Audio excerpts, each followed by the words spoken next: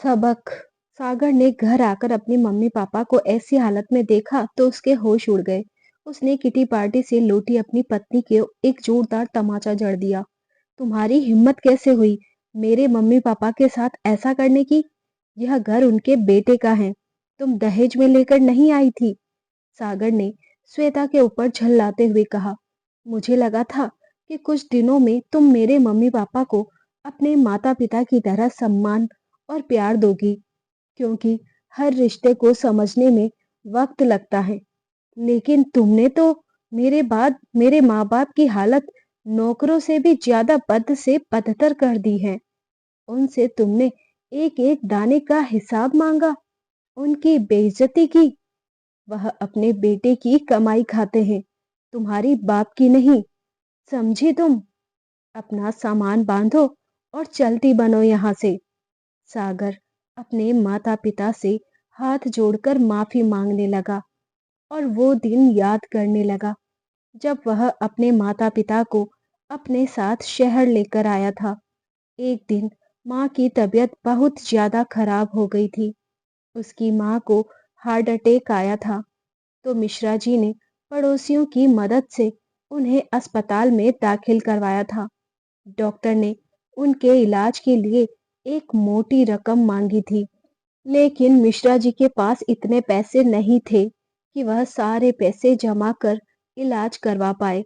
उन्होंने अपने बेटे सागर को फोन किया। हेलो बेटा, सागर, मैं पापा बोल रहा हूँ। तुम्हारी माँ को हार्ट अटैक आया है। यह सुनकर सागर सन्न रह गया और भावुक होकर बोला, कैसे, कब आया पापा? और आपने मुझे बताया क्यों नहीं? बेटा, आज सुबह ही आया है। तुम कुछ पैसे भेज दो। बस, डॉक्टर ने पूरे 1 लाख रुपए मांगे हैं। सागर नम आंखों से बोला, पापा, आप कैसी बातें कर रहे हैं? आप वहां ऐसी हालत में अकेले हैं और मैं यहाँ। नहीं पापा, आप डॉक्टर से कहो कि वह इलाज शुरू करे। मैं अभी पहुंच रहा हूँ। और आप चिंता मत कीजिए, माँ बिल्कुल ठीक हो जाएंगी।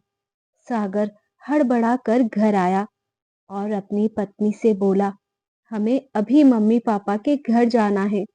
माँ को हार्ट अटैक आया है। ओह ओ सागर, तुमने मेरा सारा मूड खराब कर दिया। तुम्हें पता है ना, आज मेरी सहेली की शादी की सालगिरह है। हमें वहां जाना है। 5 स्टार में पार्टी रखी है। तुम कहीं नहीं जाओगे, तुम मेरे साथ चलोगे। और सागर, तुम अपनी माँ की चिंता क्यों कर रहे हो? बुढ़ापे में ऐसी बीमारियां तो लगी रहती हैं। श्वेता सागर के हाथ में हाथ डालते हुए बोली। सागर ने अपना हाथ झटकते हुए कहा, तुम्हारा दिमाग खराब हो गया है क्या? मेरी माँ हॉस्पिटल में भर्ती है और तुम्हें पार्टी की लग रही है। तुम्हें नहीं जाना तो मत जाओ, लेकिन मैं अपने पापा को इस हालत में अकेले नहीं छोड़ सकता।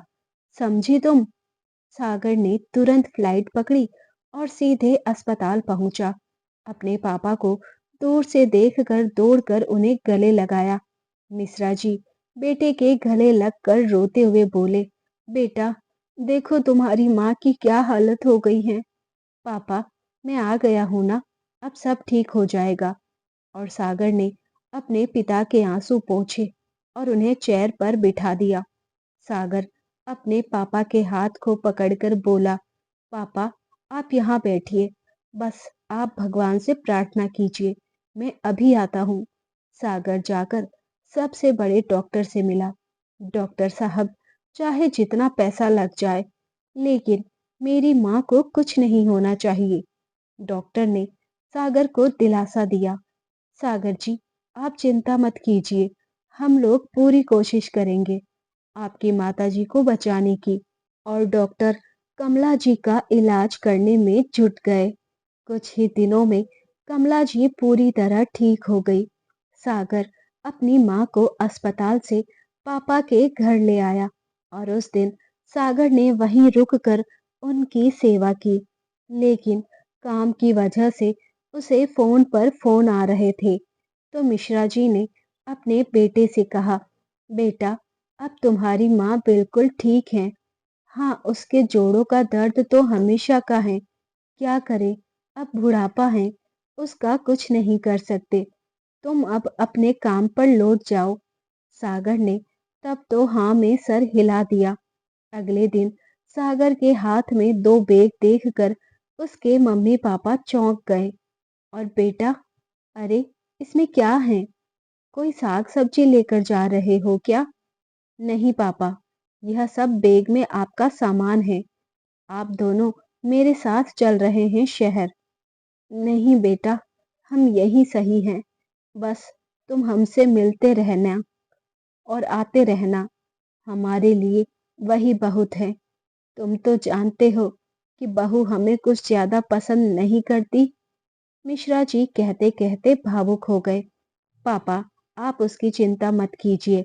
मैं सब संभाल लूंगा।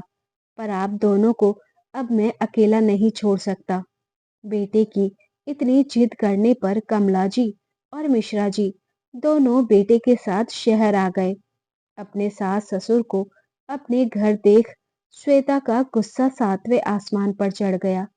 कमला जी के कदम अपने बेटे के घर में पड़ ही नहीं रहे थे तो सागर मुस्कुराता हुआ बोला, मम्मी पापा, यह आपका ही घर है। बेझिझक और पूरे अधिकार के साथ सागर अपने मम्मी पापा का हाथ पकड़ और उनको उनके कमरे में ले गया।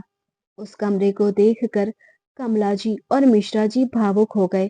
पापा, मैं जब यह घर खरीदा था तभी आपका कमरा बिल्कुल आप दोनों के हिसाब से सेट करवा लिया था। यहाँ रहिए, मैं आपके चाय नाश्ते का इंतजाम करवाता हूँ। अपने मम्मी पापा को उनके कमरे में छोड़कर जैसे ही बाहर आया, श्वेता ने सागर का हाथ पकड़कर खींचते हुए अपने कमरे में लेकर गई और चिल्लाते हुए बोली, तुम्हारा दिमाग खराब हो गया है क्या? किसने कहा था तुम्हें इन गंवार बुढ़े बुढ़िया को यहाँ लाने के लिए? नेहा, जुबान संभाल कर बोलो। वह मेरे मम्मी पापा हैं और तुम्हें उनकी चिंता करने की कोई जरूरत नहीं है। मैं अकेला ही बहुत हूँ अपने मम्मी पापा की देखभाल करने के लिए। लेकिन एक बात का ध्यान रखना, तुम्हारी वजह से मेरे मम्मी पापा को कोई तकलीफ नहीं होनी चाहिए। मुझसे बुरा कोई नहीं होगा वरना। सागर ने अपने मम्मी पापा की देखभाल के लिए एक मेड रख ली। सागर के मम्मी पापा सागर के साथ बहुत खुश थे, लेकिन बहू हमेशा बड़बड़ाती रहती थी। एक दिन सागर को एक मीटिंग के लिए शहर से कुछ दिनों के लिए बाहर जाना था। सागर ने मेड को सब कुछ समझा दिया था कि मेरे बाद मम्मी पापा को कोई तकलीफ नहीं होनी चाहिए। सागर बेटा, तुम क्यों इतनी चिंता करते हो? तुम बेफिक्र होकर अपने काम के लिए जाओ। कमला जी ने अपने बेटे के सिर पर हाथ रखते हुए बोली और सागर मीटिंग के लिए शहर के लिए चला गया। बेटे के जाते ही श्वेता हमेशा सास ससुर को ताना देती, यहाँ आकर पड़ गए हैं, इतना भी नहीं जानते शहर में कितनी महंगाई है। उनके आते ही घर में कितने खर्च बढ़ गए हैं। पूरे घर को दवाई खाना बनाकर रख दिया है। ऐसा घर तो नौकर भी ना रखे। गंवार कहीं के, ना पहनने की अक्ल है ना खाने की। बहू की बातें सुनकर दोनों चुप रह जाते। बहू ने घर के नौकर को बेटे के जाते ही उसकी छुट्टी कर दी और उसकी जगह मिश्रा जी को काम पर लगा दिया। श्वेता दनाते हुए उनके कमरे में आई और चमक कर बोली, बहुत हो गई मेहमानबाजी। अब चलिए माँ जी, थोड़ा हाथ पैर भी चला लीजिए, वरना बुढ़ापे में जाम हो जाएंगे तो आपको ही तकलीफ होगी। श्वेता तमक कर बोली, मम्मी जी, आप थोड़ा रसोई में जाकर मेरा हाथ बटाइए। बेटा, तुम्हें जितना काम बताना है मुझे बता दो, पर कमला जी से यह सब नहीं होगा। हाँ, आप दोनों तो यहाँ मुफ्त की रोटियां तोड़ने के लिए ही तो पड़े हैं। श्वेता मन ही मन कुछ बुदबुदाते हुए बोली, यह पकड़िए थैला और सब्जी लेकर आइए। और हाँ, सब्जी लाकर रसोई में धोकर रख देना।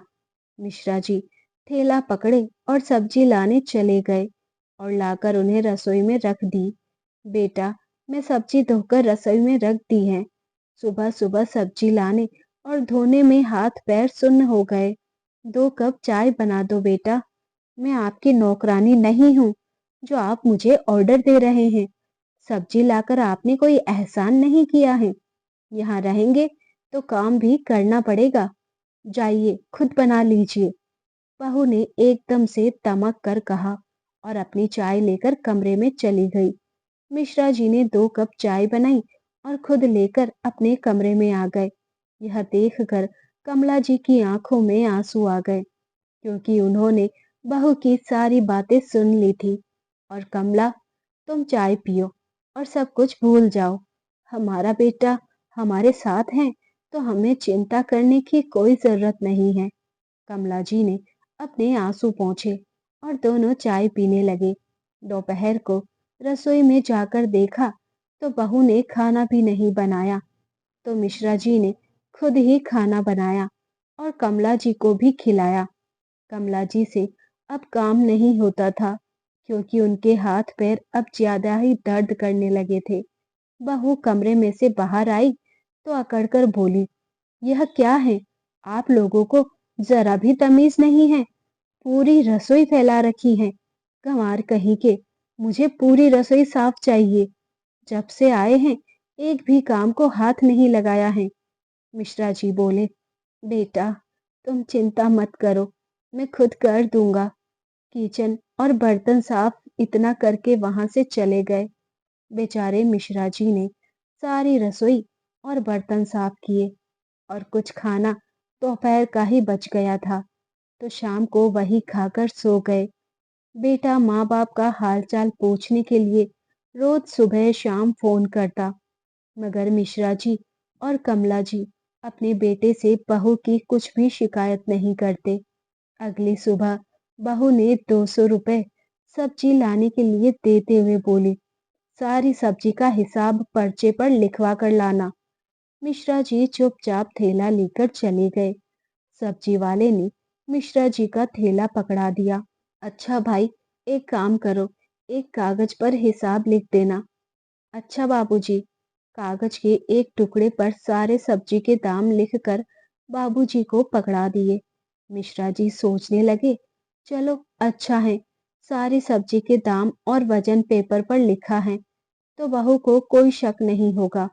बेचारे बाबूजी की इस तरह की सर्दी में सब्जी लाते हुए हालत खराब हो गई। रास्ते में उन्हें एक चाय की दुकान दिखाई दी, तो वहां रुककर उन्होंने 10 रुपए की चाय पी ली। थोड़ी देर बाद जल रही आग पर अपने हाथ पैर सेके और बेचारे फिर चल दिए सब्जी का थैला लेकर। ठंड इतनी थी कि ऐसा लग रहा था जैसे हाथ पैर ही कटे जा रहे हैं। जैसे तैसे बाबूजी घर पहुंचे। बहू सब्जी आ गई है, लेकिन बहू अभी सोकर ही नहीं उठी। शायद दोबारा सो गई थी। उन्होंने खुद ही 2 कप चाय बनाई और अपने कमरे में चले गए। थोड़ी देर बाद बहू के चिल्लाने की आवाज आई, मुझे पता था, चोरी तो इन जैसे लोगों के खून में ही बसी होती है। पैसे देखते ही लार टपकने लगती हैं। बाबूजी, सब्जी में से 10 रुपए कहाँ चले गए? आपको इतना भी नहीं पता कि किसी की चीज उसे बिना इजाजत नहीं लेनी चाहिए? कहाँ हैं बाकी के पैसे? बाबूजी संकोच करते हुए बोले, बहू, ठंड बहुत लग रही थी। रास्ते में तो मैंने 10 रुपए की चाय पी ली। यहाँ तक आने में आपके हाथ पैर टूट नहीं जाते? घर आकर नहीं पी सकते थे? एक तो हमारे सिर पर आकर बैठ गए हैं और हमारी ही नाक में दम कर रखा है। इस तरह की बातें सुनकर दोनों की आंखें भर आई। वे दोनों सब कुछ चुपचाप सह गए। अब तो बाबूजी रोज ही अपना और अपनी पत्नी की चाय नाश्ता खाना सब खुद ही बनाते और बर्तन भी खुद ही धोते, रसोई भी खुद ही साफ करते। अगले दिन बहू की सहेली उससे मिलने घर आई, तब बाबूजी कमला जी के लिए दलिया बना रहे थे। अरे, तुम क्यों आ गई? तुझसे मिलने मैं तेरे घर आ जाती। क्यों, मैं नहीं आ सकती क्या? नहीं, ऐसी बात नहीं है। अच्छा चल, तू मेरे कमरे में चल, बात करते हैं। श्वेता रीता को हाथ पकड़कर जल्दी से अपने कमरे में ले गई, ताकि बाबूजी पर उसकी नजर ना पड़े। दोनों आपस में बातें ही कर रही थी कि बाबूजी वहां पहुंच गए। बहू, मुझे यह नहीं मिल रहा, कहाँ रखा है? आपसे कितनी बार कहा है कि मेरे कमरे में मत आया करो, समझ में नहीं आता क्या? अब जाओ यहाँ से। श्वेता बाबूजी पर चिल्लाते हुए बोली। रीता ने श्वेता से पूछा, कौन है यह, इतने बुजुर्ग, और पहले तो कभी नहीं देखा। अरे कुछ नहीं यार, नौकर है, अभी नया नया लगा है ना, तो इसे कुछ पता नहीं है कौन सा सामान कहाँ रखा है। बहू की बातें सुनकर बाबूजी की आंखें नम हो गई। पीछे से बहू ने आवाज दी, सुनो, मेरे और मेरी सहेली के लिए 2 कप कॉफी लेकर आओ, जल्दी से। बाबूजी ने अपने आंसू पोंछे और चुपचाप कॉफी बनाकर बहू के कमरे में ले गए और वहां से वापस आए और अपनी पत्नी के लिए बिना घी का दलिया लेकर चले गए। क्या हुआ जी? बहू किस पर चिल्ला रही थी? अरे कुछ नहीं, तुम दलिया खाओ वरना ठंडा हो जाएगा। इतने में बहू चिल्लाते हुए आई, अगर कॉफी बनानी नहीं आती तो बता नहीं सकते थे? मुंह का सारा टेस्ट खराब कर दिया। क्या हुआ? कमला जी ने प्रेम से अपनी बहू से पूछा। आप तो चुप ही रहिए, काम की न काज की, दुश्मन अनाज की। और जल्दी सहेली के साथ आप लोगों को तो आकर बताती हूँ। और हाँ, मेरे आने से पहले घर पूरा साफ हो जाना चाहिए। इतना कहकर बहू अपनी सहेली के साथ बाहर निकल गई। बहू की बातें सुनकर कमला जी रोने लगी। अरे कमला, तुम बात बात पर रोया मत करो। देखो अभी मैं थोड़ा बहुत घर का काम कर भी लेता हूँ, तो इसमें क्या बुराई है? तुम ही तो कहती हो कि आदमी के हाथ पैर चलते रहने चाहिए, वरना उसका शरीर जाम हो जाता है। आराम करने के लिए बोल दिया और खुद रसोई में बर्तन साफ करने लगे। थोड़ी देर में, मम्मी पापा कहाँ हो आप? देखो, मैं तुम्हारे लिए क्या लाया हूँ। मम्मी पापा के कमरे में सागर दौड़ कर गया। माँ के पैर छूते हुए बोला, अरे माँ कैसी हो, और आपकी तबीयत कैसी है?